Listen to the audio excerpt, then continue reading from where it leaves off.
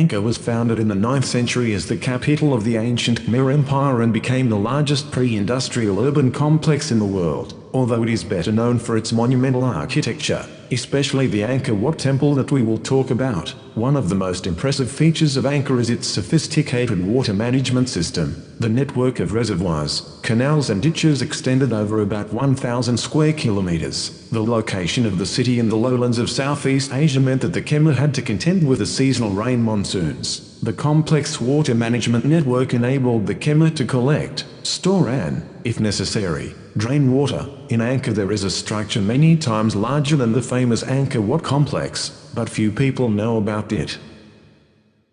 This amazing and unusual structure is the Western Beret, a huge man-made reservoir. The dimensions of the reservoir are 8 kilometers long and 2 kilometers wide, and the depth of the reservoir is 5 meters. While satellite images allow us to estimate how geometrically all earthworks were carried out, the reservoir contained National Geographic estimates up to 80 million cubic feet of water. The construction of this reservoir required the labor of 200,000 workers digging about 12 million cubic feet of soil, and the more than 100 canals and smaller bodies of water. Modern scientists cannot explain what technologies were used by builders of the past. Iwasaki, director of the Asoko Research Institute in Japan, writes, "Since 1906, a group of French restorers worked in Angkor Wat. In the 50s, French specialists tried to lift and lay the fallen stones on a steep embankment, the angle of which was 40 degrees. But after the first step with a height of 5 meters, the laid wall collapsed. In the end, the French gave up the idea of following historical technologies and installed a concrete wall to preserve the clay structures. Today we do not know how the ancient Khmer could build such high and steep embankments. And then the legitimate question arises whether modern builders reacted badly to their work and could not accurately calculate all possible nuances in the restoration of an ancient structure, or whether the ancient civilizations that directed the structures were technically better prepared than modern specialists and were able to build this property by using only digging sticks, ropes and levers, according to science historians.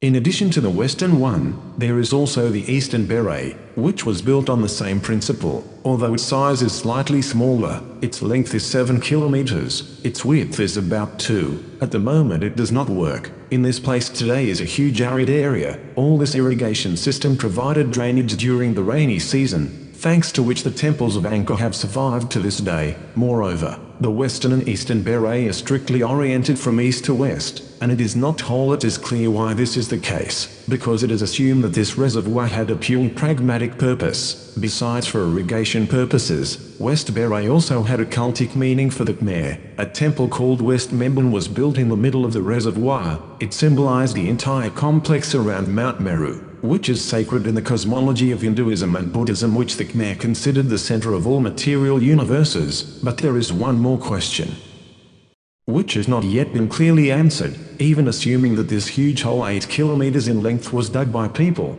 it is not clear where all of the excavated soil has gone, as there are no visible embankments nearby. It is believed that the Beret is actually not just an artificially created lake, but most likely a quarry that eventually filled with water, and possibly the indigenous people of these places were pursuing two goals at the same time: the creation of a reservoir and the extraction of something useful. But what? It was assumed that a so-called laterite could be mined here. This is a rather unusual material for us, which can be compared to clay for clarity. Laterite is mined from a shallow depth. It can be easily cut, but it solidifies in the open air, turns quickly and essentially becomes a stone. It is quarried and used as building material in many regions of Cambodia. Many local temples were built from laterite, so the locals may have simply mined and produced building material here all along, which they then too actually transported to the construction site. And the excavated material was transported through a specially dug canal, which you can see nowadays. Although these canals are difficult to distinguish and overgrown with grass, but from a height they are quite visible. Another secret awaits us. It is believed that during the construction of the Western Beret, the ancient Khmer used some of the buildings of earlier periods. This is evidenced by the foundations of halls, steps and fragments of sound equipment found at the bottom of the western part of the reservoir. In other words, Beret did not dig in the open field, but in the place where there used to be an ancient settlement.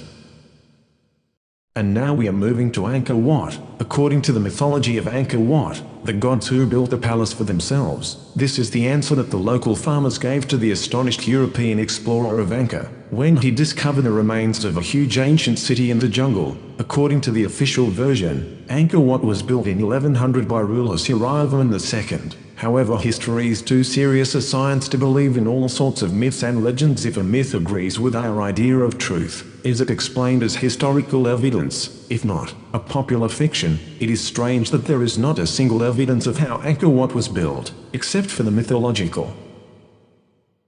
A huge architectural structure, the construction of which tens of thousands of people worked for many years, nothing reflected in the official sources of the ancient Khmer Empire. The Angkor period of Cambodian history must be studied through some stone stele inscriptions from the temple, and no matter how strange it sounds, according to Chinese ancient sources, Angkor is considered the largest religious building in the world. If we naturally consider the total area of the complex, according to historians, Angkor Wat was first built as a Hindu temple in honor of the god Vishnu, but from around the end of the 13th century.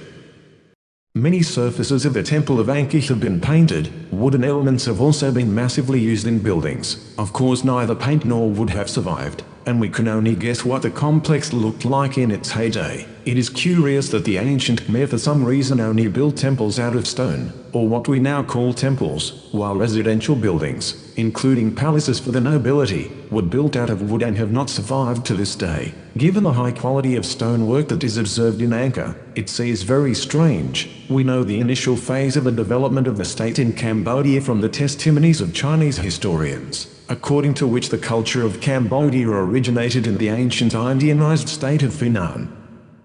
Funan, which was absorbed by his former vassal at the end of the 6th century, the Principality of Chenla, later known as Cambodia, split at the beginning of the 8th century, declared independence from Java and declared himself a universal monarch. He founded the capital in the north of the Tunnel Sap Lake, with which he laid the foundation stone for the development of the Khmer Empire, which existed for about 600 years, began the construction of the city of Angkor around 900 AD. The name literally translated from Sanskrit means a city that as the capital of the expanding Khmer was designed.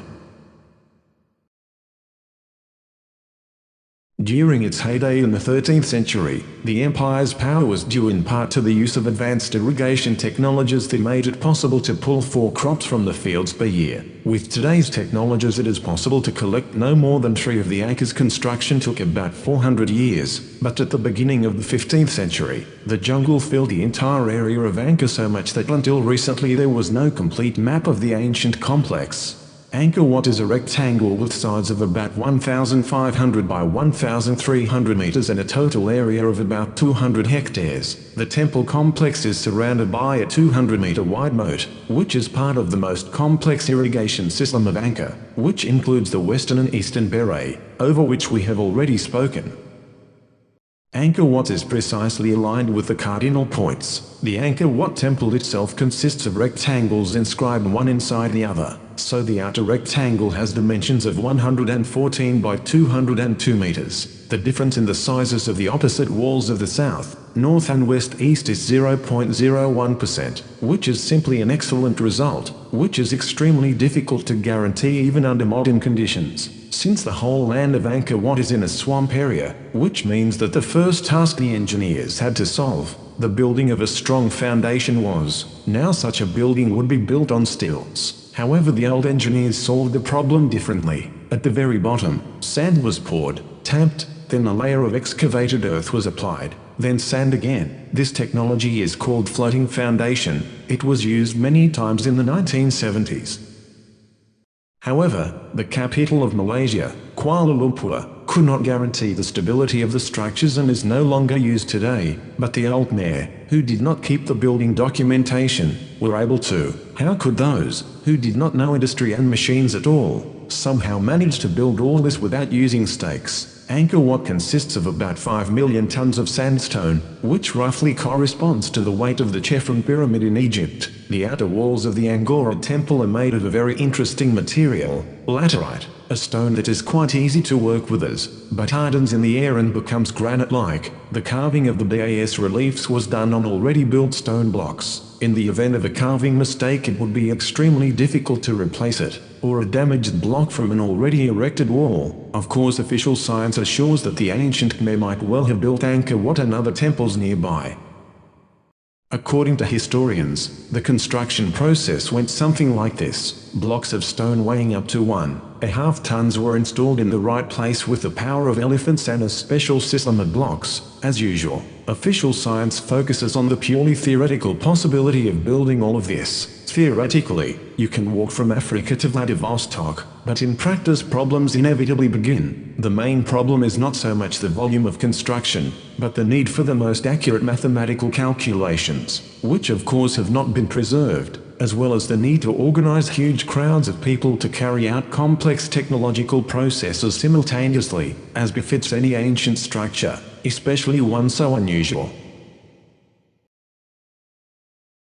Angkor Wat is surrounded by many myths and legends. It is believed that Angkor Wat was built on the slabs of a much older temple that hid some knowledge of the gods. Allegedly, attempts were made to investigate underground galleries during the Pol Pot dictatorship, but everyone involved in the expeditions mysteriously died. Angkor Wat and other Angkor temples are, without exaggeration, an outstanding feat of engineering of all time.